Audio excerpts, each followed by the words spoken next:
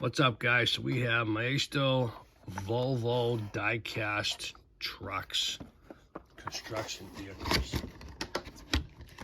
Okay. See what's going on with that.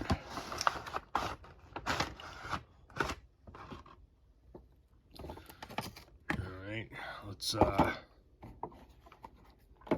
gonna put that like that. Oh, I don't know if it's gonna make it, but still. Let's see what we got. I'll put trucks in here first. All right, so we have a street roller. Good detail on that, and it turns. Very nice. Everything's plastic, but still, it's very nicely crafted, you know? I mean, it really is sharp. If you were a kid, I don't know how long it would last, but still, very, very sharp vehicles right here. And we have like a lifter loader type thing.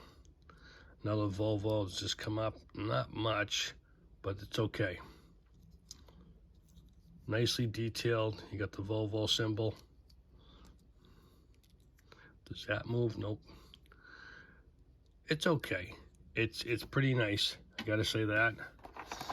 Then we got, of course, the big rig that I was gonna say it must come up and down. Little cheesy, but I like the design. This is a little loose, not crazy about it, but it is very, very nice. You got some steel mixed in there. A little plasticky, but you know, it's not bad. The pickup loader truck. Now this one is impressive. This comes out, this comes up. This is really nice. This is a really nice piece, even though it's just cheap.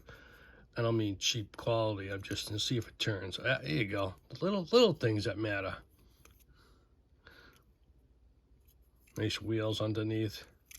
Doesn't have to be too heavy duty. It's really the little details that make it.